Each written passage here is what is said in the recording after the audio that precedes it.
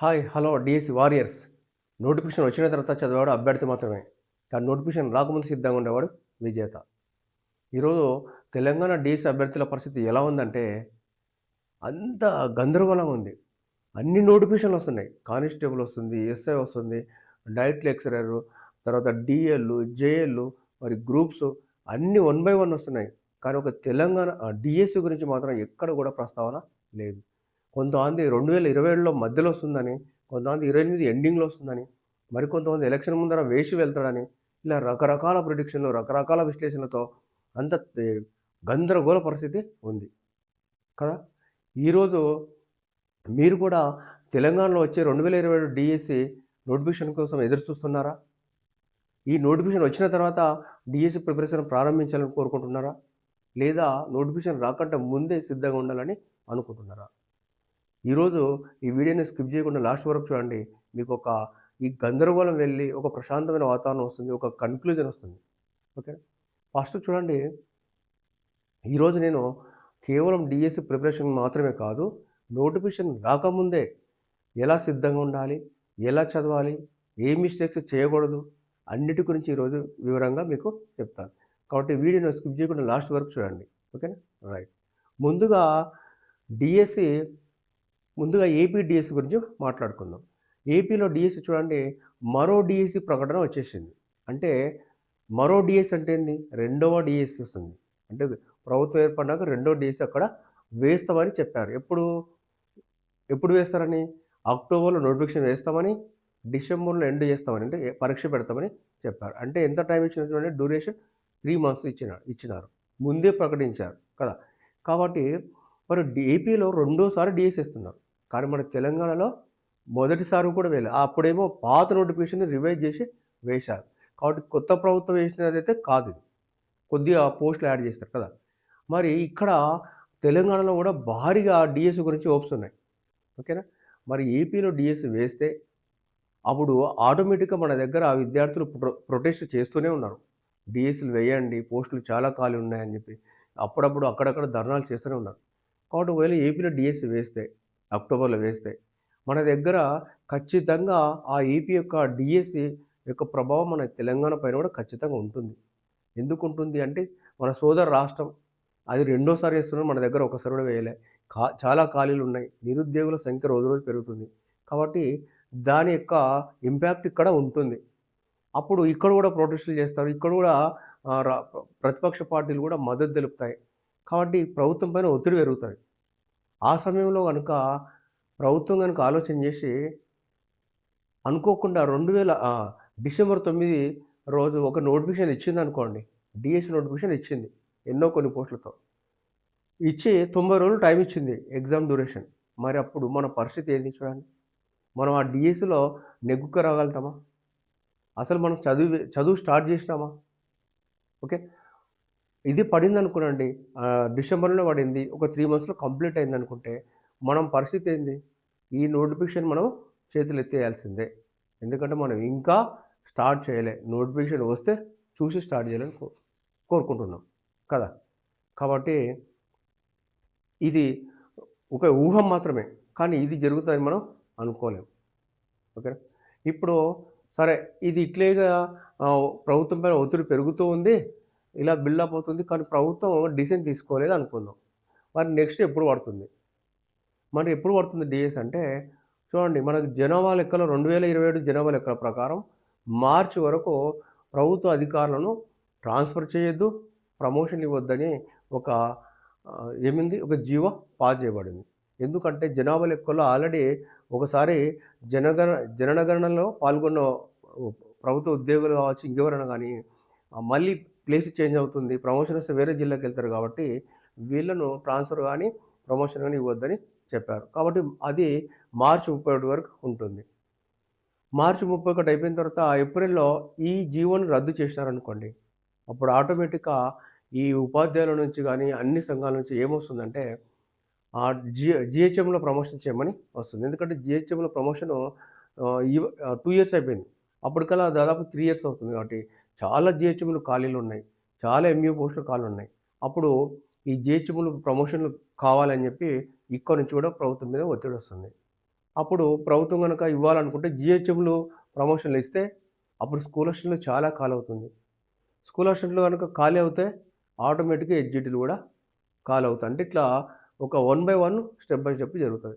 మరి ఇవన్నీ జరిగిన తర్వాత ఖచ్చితంగా ట్రాన్స్‌ఫర్ గూడా పెట్టాల్సిందే. ఎందుకంటే అప్పటికి కూడా ట్రాన్స్‌ఫర్‌లు పెట్టి 3 ఏళ్ళు అవుతుంది.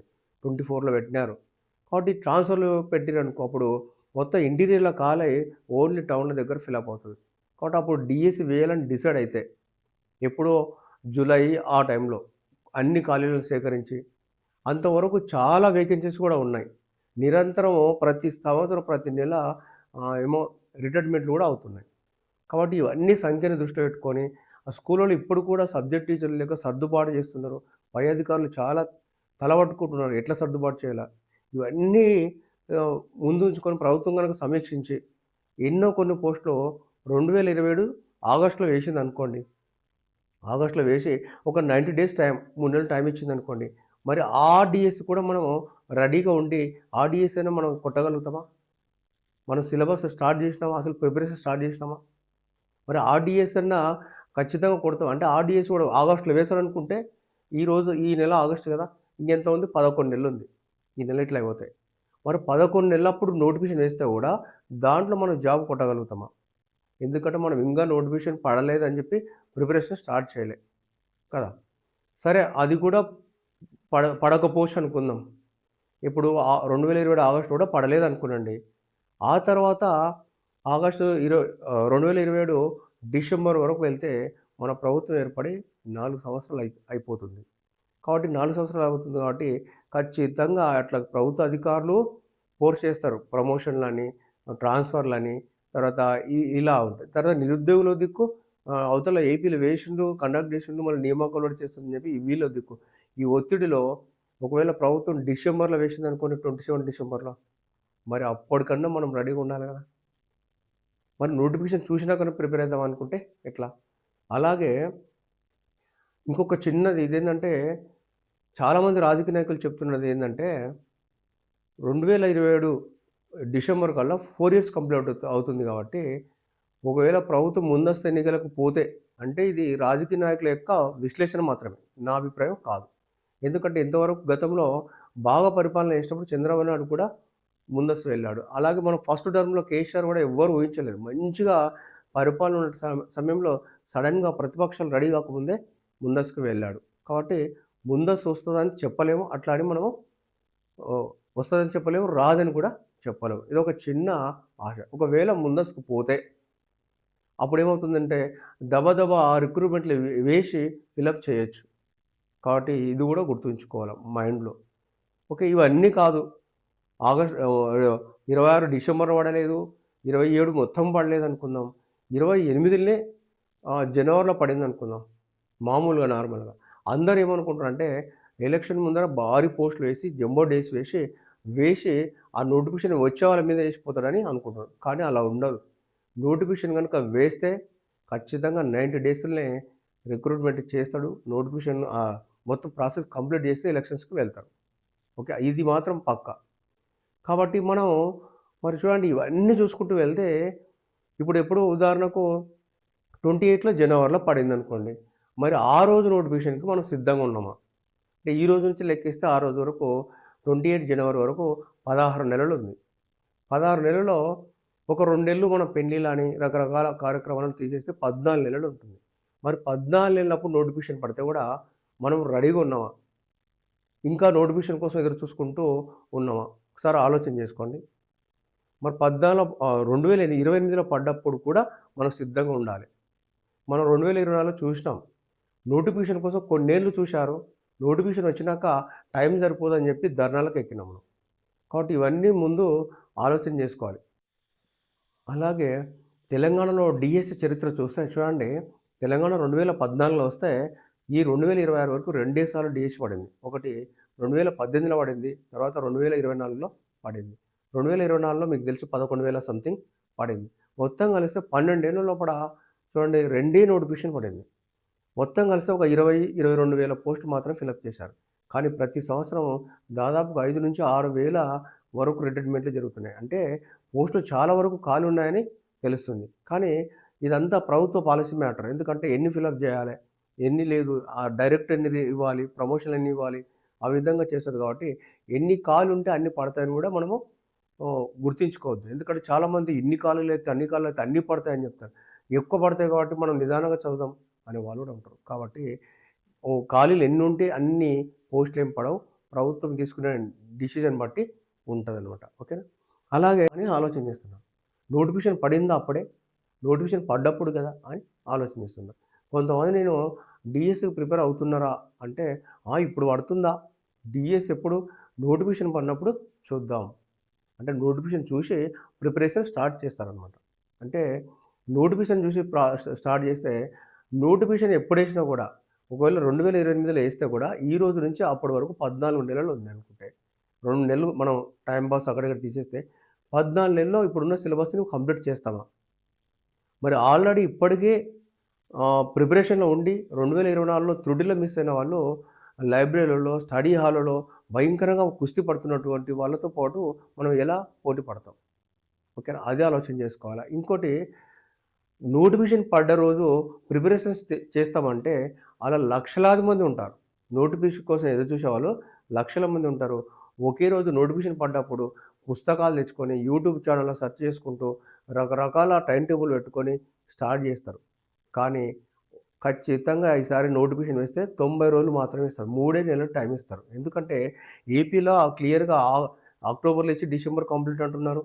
2024లో కూడా మన దగ్గర కూడా అంతే టైం ఏమి ఇవ్వలేదు. 3 మంత్స్ ఇచ్చినారు. ఎన్ని ధర్నాలు చేసినా, ధర్నాల కోసం నెల రోజులు వేస్ట్ చేసినా కూడా ఇవ్వలే. కాబట్టి ఇది దృష్టిలో పెట్టుకొని నోటిఫికేషన్ ఏ రోజన్నా పడకొకని. కానీ మనం నోటిఫికేషన్ పడ్డాక ప్రారంభం చేస్తే వీళ్ళు పోటీలో ఉంటారు తప్ప విజేతలుగా మాత్రం ఉండలేరు. ఎవరు విజేతలుగా ఉంటే నోటిఫికేషన్ పడ్డ రోజు మొత్తం సిలబస్ కంప్లీట్ అయ్యి సిద్ధంగా ఉన్నవాడే విజేత అవుతాడు. ఎందుకంటే 3 మంత్స్ లోపల మనం చదవడానికి వెళ్తే ఒకేసారి హెవీ సిలబస్‌ని చూసి భయంతో కూడి చేతులెత్తేస్తాం. అప్పుడు అయ్యో! సమయం అయ్యుంటే బాగుండే కదా అని కోరుకుంటారు. కొన్ని సంవత్సరాలు నోటిఫికేషన్ కోసం ఎదురుచూసి నోటిఫికేషన్ తర్వాత సమయం సరిపోలేదే అంటే దీన్నేమంటారు ఇంకా? కాబట్టి నోటిఫికేషన్ ఎప్పుడొస్తుందా? ఎన్ని పోస్టులొస్తాయి? మా జిల్లాకి ఎన్ని పోస్టులొస్తాయి? ఇవన్నీ మన చేతిలో లేవు. మనం నిర్ణయించలేము. కాబట్టి ఇది ప్రభుత్వం చేతిలో ఉంది. మన చేతిలో ఏముందంటే, మన పుస్తకాలను ఎన్ని సార్లు చదువుతాం? ఎంత మంచిగా అవగాహన చేసుకుంటాం? ఇదే మనం చూసుకోవాలి. కాబట్టి ప్రిపరేషన్ స్టార్ట్ చేసుకోవాలా. స్టార్ట్ చేసి నోటిఫికేషన్ రోజు, ఆ రోజు నేను సిద్ధంగా ఉన్నా అని ఫీల్ కావాలి. అంతేగాని నోటిఫికేషన్ పడిందని సిద్ధంగా సంతోషపడేది కాదు. నేను రెడీగా ఉన్నా. అంటే నోటిఫికేషన్ పడే రోజుకి నా సలహా ఏందంటే, నోటిఫికేషన్ పడే రోజుకి ఖచ్చితంగా సిలబస్ 100% అయిపోయి ఉండాల. ఆ నోటిఫికేషన్ పడ్డాక అసలు చదవనే చదవద్దు. ఏం చేయాలా? 3 పనులు చేయాల. నోటిఫికేషన్ పడ్డ రోజు ఆ పుస్తకాలు మొత్తం కంప్లీట్ అయిపోగొట్టి ఏం చేయాలంటే ఫస్టు రివిజన్ చేయాల. రివిజన్ చేయాలంటే నీకు పుస్తకంలో ఏ టాపిక్ దగ్గర కన్‌ఫ్యూజన్ అవుతున్నావు, ఏ టాపిక్ నువ్వు గుర్తుపెట్టుకోలేకపోతున్నావు, మర్చిపోతున్నావు, లేదంటే ఏ టాపిక్ నీకు కొద్దిగా క్లిష్టంగా ఉంది, అవి మాత్రం రివిజన్ చేయాల. అంతే తప్ప అప్పుడు కొత్తగా ఫస్ట్ నుంచి బుక్ స్టార్ట్ చేస్తే అప్పటికే సిద్ధంగా ఉండి రెడీగా ఉన్న వాళ్ళు వాళ్ళని కాదని నువ్వు ఏ విధంగా ముందుకెళ్తావు కదా? కాబట్టి లైబ్రరీలో ఇప్పుడు కూడా కుస్తీ పడుతున్నారు. త్రుటిలో పోయినోళ్ళు కష్ మీద ఉన్నారు. మళ్ళీ వాళ్ళతో నువ్వు ఎలా పోటీ పడతావు? కాబట్టి నోటిఫికేషన్ పడ్డాక ప్రిపేర్ స్టార్ట్ చేసేవాళ్ళు పోటీదారులే గానీ విజేతలుగా మాత్రం ఉండరు. ఆల్రెడీ నోటిఫికేషన్ కంటే ముందే మొత్తం కంప్లీట్ చేసుకొని రెడీగా ఉన్న వాళ్ళే విజేతలుగా ఉంటారు. కాబట్టి నోటిఫికేషన్ పడ్డాక కేవలం 3 మంత్సే ఉంటుందో ఆ 3 మంత్స్‌లో మనం ఏం చేయాలంటే ఒకటి రివిజన్ చేయాలి.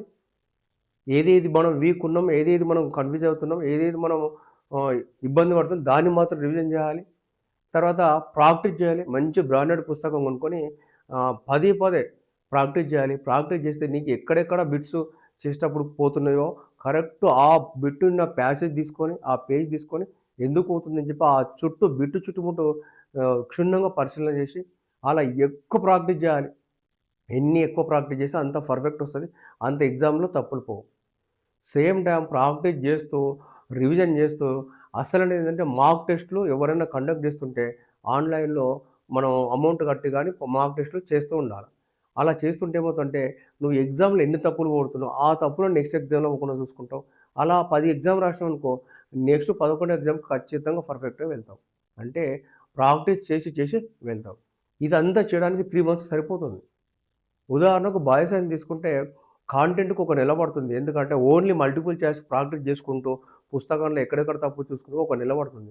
మెథడ్ ఒక నెల పడుతుంది. పర్స్పెక్టివ్ ఒక నెల పడుతుంది. ఇంక సరిపోయాయి కదా! 3, 3 గంటలు, 3 గంటలు పెట్టుకుంటూ పోతాడు. ఒక రోజంతా అలా నెల, 2 నెలలు పడుతుంది. కాబట్టి నువ్వు అప్పుడు కొత్తగా చదవాల్సిందైతే ఏముండదు. కాబట్టి నా అభిప్రాయంలో నోటిఫికేషన్ కోసం ఎదురు చూడొద్దు.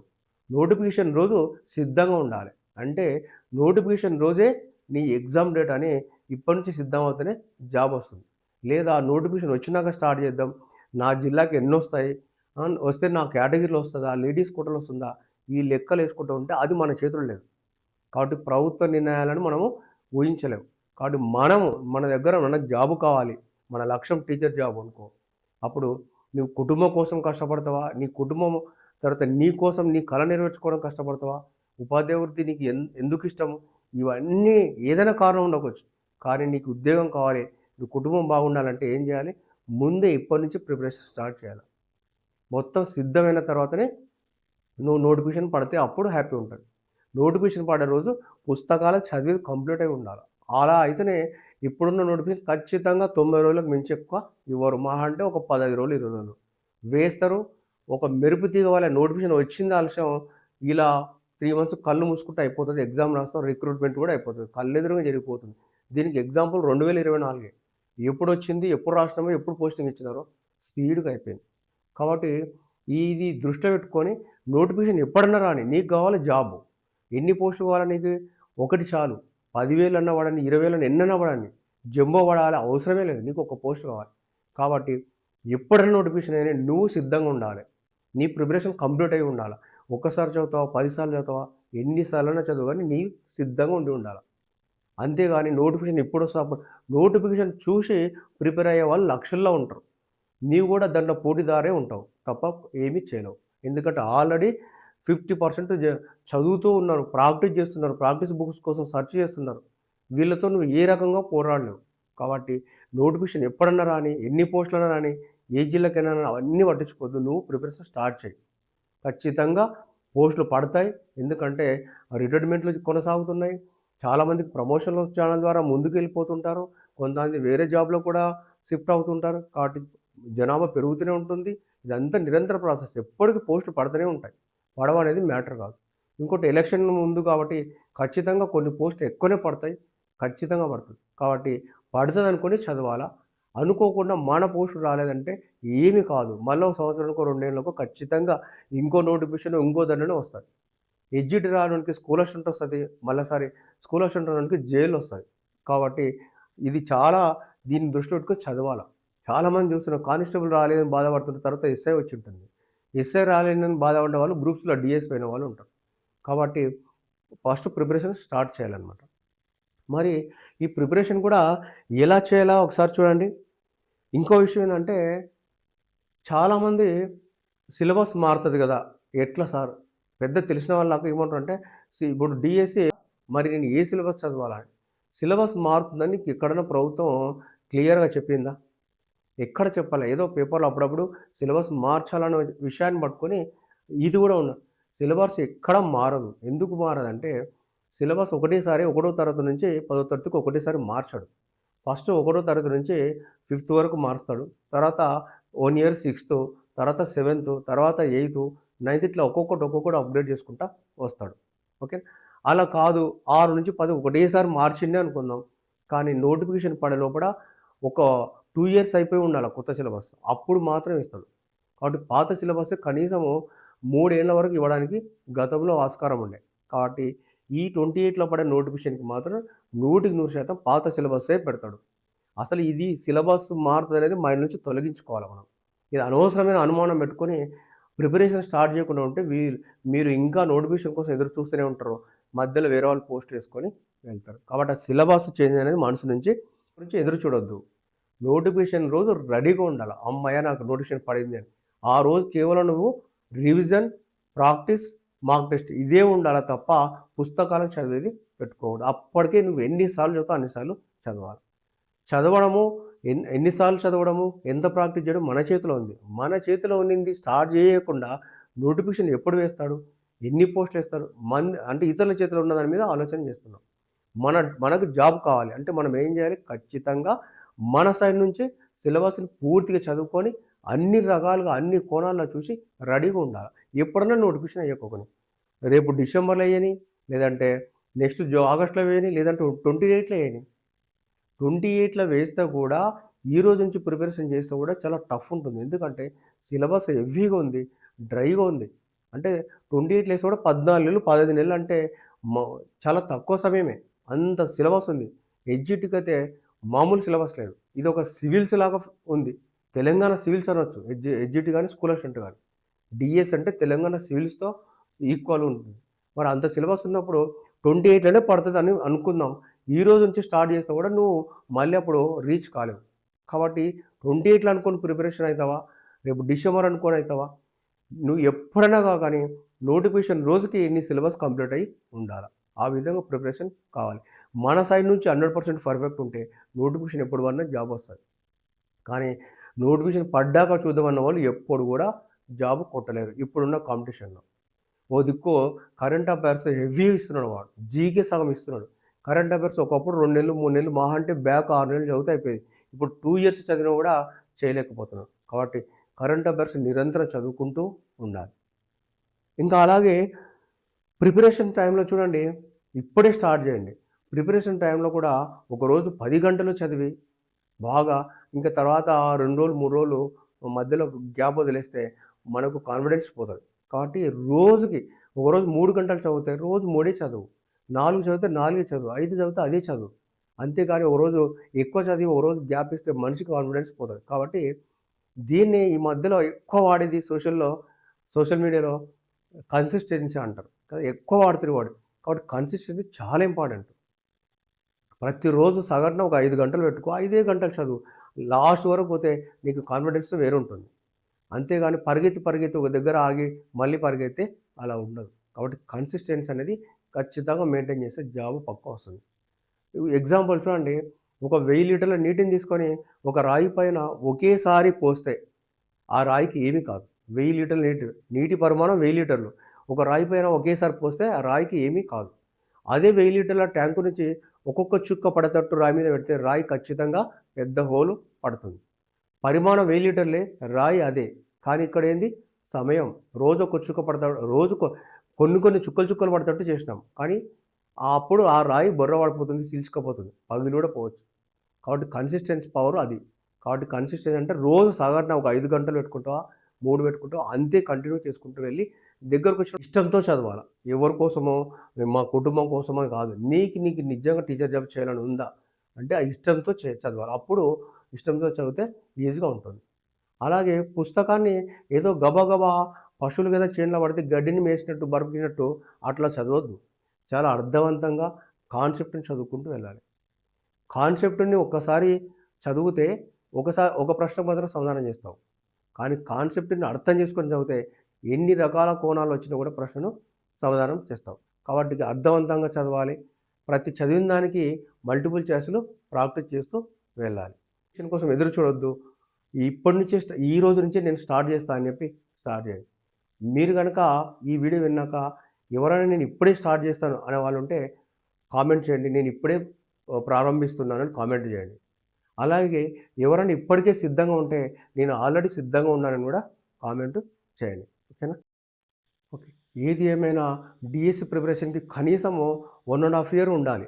ఇప్పుడు నోటిఫికేషన్ టైం కూడా అంతే. 27 ఆఫ్‌లో పడ్డా, 28లో పడ్డా కూడా 1½ ఇయర్ ఉంది కాబట్టి ఇప్పటి నుంచి స్టార్ట్ చేస్తే కూడా ఖచ్చితంగా 1½ ఇయర్‌లో డీఎస్సీ పడుతుంది, కంప్లీట్ అవుతుంది, పోస్టింగ్ కూడా ఇస్తారు. కాబట్టి ఇప్పుడే స్టార్ట్ చేయండి.